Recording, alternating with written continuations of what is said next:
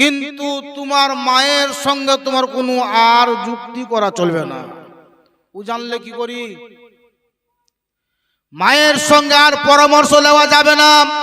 এই ছেলেটির বক্তব্য বলে, শোনো, 3 দিনার নয়, তুমি যদি আমাকে 100 দিনার দাও, তুমি যদি আমাকে 1000 দিনার দাম দিতে চাও, তথাপি আমি মায়ের সঙ্গে পরামর্শ না করার আগে আমি তোমাকে আদৌ গাইটা বিক্রি করতে পারবো না। এই লোকটার বক্তব্য বলে, বাবা শোনো রে, দাম তো তোমাকে আমি 3 দিনারই বলে দিলাম, তবে শোনো, যাও, তোমাকে আমি আরো বেশি দাম দেব, কিন্তু তোমার মায়ের সঙ্গে কোনো পরামর্শ করা যাবে না। এই ছেলেটার বক্তব্য বলে, শোনো, তুমি যদি দুনিয়ার সব কিছু আমাকে গায়ের বদলে দিতে চাও, তথাপিও আমি আমার মায়ের বিনা পরামর্শ দিয়ে তোমাকে আমি দেব না।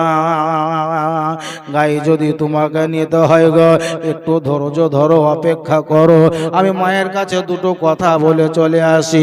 বেরাদার, এই বাচ্চা ছেলেটি গাইটাকে রেখে বার নিয়ে মায়ের কাছে এসে হাজির হলো।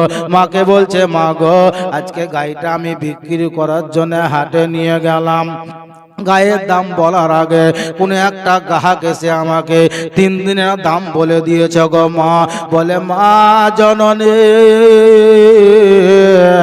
আমাকে আরো বেশি দাম দিতে চাইছিল গো, বলেছিল এতটুকু কথা, তোমাকে বেশি দাম দেব রে, কিন্তু মায়ের সঙ্গে তোমার পরামর্শ নেওয়া যাবে না। এই কথা শোনা মাত্র মা তার ছেলেকে বলে, বেটা রে, যাও, তোমাকে পারমিশন দিয়ে দিলাম, তুমি তার কাছে আবার দৌড়ে চলে যাও। যাওয়ার পরে লোকটাকে তুমি এতটুকুনি কথা বলবে, বলে, হুজুর, মা তো আমাকে বিক্রি করার জন্য পরামর্শ দিয়েছেন 3 দিনারেই, তবে আপনার কাছ থেকে দুটো পরামর্শ নেওয়ার জন্য আমার মা বলেছে। আমার মা বলেছে আপনার কাছ থেকে দুটো পরামর্শ নেওয়ার জন্য। কি পরামর্শ? এই ছেলেটাকে তার মা শিখিয়ে দিয়েছে, বলে, বেটা, তুমি তাকে গিয়ে বলবা কি গাইটাকে আমি এখনই বিক্রি করে দিব না পরে বিক্রি করব, ও যেটা বলবে তুমি সেটাই শুনিয়ে। জোরে বলে সুবহানাল্লাহ। কি বললো মা? ছেলেকে বলে, বেটা শোনো, তাকে গিয়ে তুমি বলো, বলে, গাইটা আমি এখনই বিক্রি করে দেব না পরে বিক্রি করব, ও যেটাই বলবে ওটাই তুমি করিও। এই ছেলেটি মায়ের পারমিশন নিয়ে ওই লোকটার কাছে গিয়ে হাজির হলো। গিয়ে বলছে, হুজুর, আমার মা আমাকে বলেছে গাইটা বিক্রি করার জন্য যদি আপনি আমাকে বলেন তো বিক্রি করে দেব, আর যদি নিষেধ করে দেন তো আমি গাই বিক্রি করব না। ওই গ্রাহক যিনি ছিলেন তিনি বলে, শোনো রে বাবা, গাইটা তোমাকে এখন বিক্রি করতে হবে না, গাইটা তুমি বাড়ি নিয়ে চলে যাও। এই গাইটা তোমাকে তখনই বিক্রি করার জন্য আমি পারমিশন দিলাম। এই গাইটা কেনার জন্য এমনই একটা লোক হবে রে বাবা, দুনিয়ার অন্য কোনো লোক ক্রয় করতে পারবে না। কোন একজন পয়গম্বর যার নাম হলো হযরতে মূসা আলাইহিস সালাম।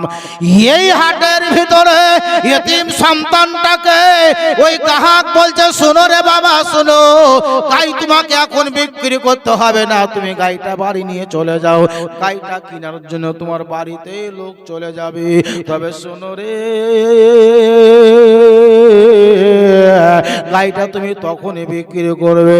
ওরা গাইটা জবাই করার জন্য কিনতে চাইবে, ওদের কাছে তুমি দাম বলবা এরকম দাম 2000, 5000, 10,000 নয়।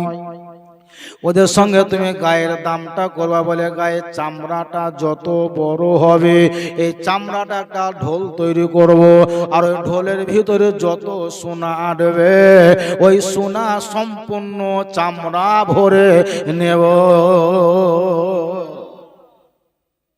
তারা দেখবে ওই চামড়া ভরে দেওয়া সোনা পর্যন্ত তোমাকে দিতে রাজি হবে, আর ওই দামেই তুমি তাদেরকে বিক্রি করে দেবে।